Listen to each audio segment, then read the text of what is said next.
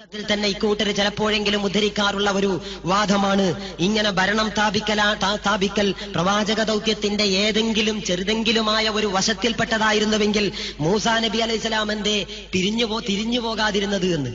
സംഗതി എന്താന്ന് ചോദിച്ചാൽ, മൂസാ നബി അലൈഹിസ്സലാമിനെയും ബനൂ ഇസ്രായേൽ ജനസമൂഹത്തെയും മർദ്ദിക്കുന്നതിന് വേണ്ടി, അവരോട് യുദ്ധം ചെയ്യാൻ വേണ്ടി ഫിർഔനും കിങ്കരന്മാരും കൂടി പിന്തുടർന്നു. അങ്ങനെ ചെങ്കടലിന്റെ അടുത്തെത്തി. മൂസാ നബി അള്ളാഹു രക്ഷിച്ചു. അള്ളാഹുവിന്റെ ഒരു മുഅ്ജിസത്തിന്റെ ഭാഗമായിട്ട്, ഈ പ്രവാചകന്റെ ഒരു മുഅ്ജിസത്തിന്റെ ഭാഗമായി, അള്ളാഹുവിന്റെ സഹായത്തിന്റെ ഫലമായി ചെങ്കടലിനെ രണ്ടായി പിളർത്ത് ആ വഴിയിലൂടെ മൂസാ നബി അലൈഹിസ്സലാമും അനുയായികളും രക്ഷപ്പെട്ടു. ആ പാതയിലൂടെ ഫിർഔനും കിങ്കരന്മാരും തുടർന്ന് ചെന്നപ്പോൾ, മുന്നോട്ട് പോയപ്പോൾ പെട്ടെന്ന് സമുദ്രം കൂടുകയും അവരതിൽപ്പെട്ട് മുങ്ങി മരിക്കുകയും ചെയ്തു. ഫിർഔന് മുങ്ങി മരിച്ചു. ഇനി ഈജിപ്തിൽ ആളില്ല, കസേര അവിടെ ഒഴിവാണ് എന്നറിഞ്ഞിട്ടും എന്തുകൊണ്ട് മൂസാ നബി അലൈഹിസ്സലാം അങ്ങോട്ട് പോയിട്ട് അവിടെ ഭരണം സ്ഥാപിച്ചില്ല? എന്തുകൊണ്ട് പിന്നെയും അദ്ദേഹം പലസ്തീൻ ലക്ഷ്യം വെച്ച് പോയി? അപ്പോ അതിൽ നിന്ന് തെളിഞ്ഞില്ലേ ഭരണം ലക്ഷ്യമല്ല എന്ന്? നോക്കി ആ ചോദ്യം ചോദിക്കുന്ന ആളുകളും ആരോപണം ഉന്നയിക്കുന്നവരും ഏതെങ്കിലും ഒരു നാടനായിരുന്നുവെങ്കിൽ നമുക്ക് സഹിക്കാമായിരുന്നു. വിവരമുള്ളവർ ഒന്ന് ഖുർആനൊക്കെ ഒന്ന് വായിച്ചു നോക്കിയിട്ട് പോരെ എമ്മാതിരി ഉത്തരം മുട്ടിക്കുന്ന ചോദ്യം എന്നാണ് എനിക്ക് വിനീതമായിട്ട് ചോദിക്കാനുള്ളത്. എന്തുകൊണ്ട് മൂസാ നബി അലൈഹിസ്സലാമിനെ കുറിച്ച് ഇതിൽ ഒന്നിലധികം ദൗർബല്യങ്ങളുണ്ട് ഈ ചോദ്യത്തിന്. ഒന്നാമത്തെ സംഗതി, ഒരു ഫിർഔനെ മരിച്ചിട്ടുള്ളൂ. ഫിർഔൻ എന്ന് പറയുന്നത് ഒരു ഒരു പരമ്പരയുടെ പേരാണ്. ഒരു ഫിർഔൻ മരിച്ചാൽ അവിടെ ശൂന്യമാണ്. എന്ത് ചെന്നാൽ ആർക്കവിടെ ചെന്നാലും അവിടെ കൈകാര്യം ചെയ്യാവുന്ന അവസ്ഥയാണ് എന്നത് തെളിയിക്കാൻ സാധിച്ചിട്ടില്ല. ഒന്ന്.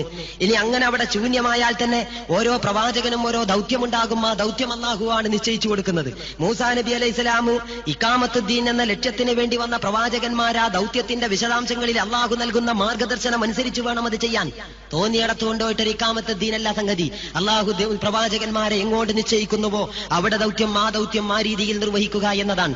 ഇഖാമത്തുദ്ദീനു വേണ്ടി വന്ന മൂസാ നബി അലൈഹിസ്സലാം ബനി ഇസ്രായേലുകളെ ഇങ്ങനെ പീഡിപ്പിച്ച് അടിമകളാക്കി, നിന്റെ അഹങ്കാരത്തിന്റെയും ആധിപത്യത്തിന്റെയും ഡംപിന്റെയും മുഷ്കിന്റെയും കീഴിൽ അവരെ നീ മർദ്ദിച്ചൊതുക്കരുത്, എന്റെ കൂടെ വിടണം എന്ന് പറഞ്ഞുകൊണ്ട് മൂസാ നബി അലൈഹിസ്സലാം ആവശ്യപ്പെട്ടു എന്റെ കൂടെ വിടാൻ. അങ്ങനെ മൂസാ നബി അലൈഹിസ്സലാമിന്റെ കൂടെ ബനൂ ഇസ്രായേലുകൾ വന്നു.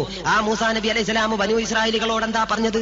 അല്ലാഹു എന്താ നിർദ്ദേശിച്ചത്? പരിശുദ്ധ ഖുർആൻ തന്നെ പറയട്ടെ. വഇദ് ഖാല മൂസാ ലിഖൗമി യാ ഖൗമിദ്കുറൂ നിഅമതല്ലാഹി അലൈക്കും ഇദ് ജഅല ഫീകും അംബിയാഅ വജഅലകും മുലൂകൻ വആതാകും മാ ലം യുഅതി അഹദൻ മിനൽ ആലമീൻ.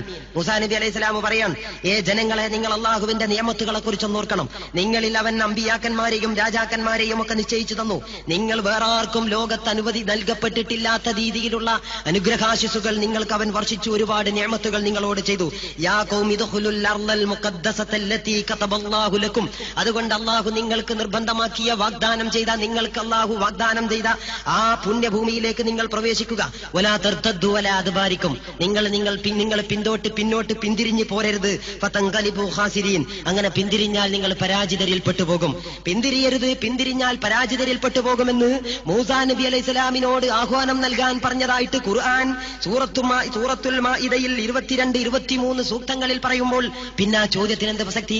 അപ്പോൾ ഈ പ്രവാചകനോട് നൽകപ്പെട്ട നിർദ്ദേശം അനുസരിച്ച് പുണ്യഭൂമിയിലേക്ക് യുദ്ധം ചെയ്ത് അവിടത്തെ ധിക്കാരികളെ തുരത്തി അവിടെ പ്രവേശിച്ച് അവിടെ ഭരണം സ്ഥാപിക്കലും അവിടത്തെ ഇഖാമത്തുദ്ദീനായിരുന്നു ജോലി. അതിന് ശിക്ഷണം കിട്ടിയ അനുയായികൾ തയ്യാറില്ലാത്തത് കൊണ്ട്, ശിക്ഷണം അതിന് പര്യാപ്തമല്ലാത്തത് കൊണ്ട് അവരതിന് വിസമ്മതിക്കുകയും അങ്ങനെ ശിക്ഷ വരികയും ചെയ്ത കഥ വേറെ വിവരിക്കപ്പെടേണ്ടതാണ്. പക്ഷേ ജമാഅത്തെ ഇസ്ലാമിയുടെ വാദത്തെ ഖണ്ഡിക്കുവാൻ ഈ വക ചോദ്യങ്ങൾക്കും നിലനിൽപ്പില്ല എന്ന് ഇപ്പൊ ഇത് പറഞ്ഞപ്പോ നമ്മൾ ഉദ്ദേശിച്ചിട്ടുള്ളൂ.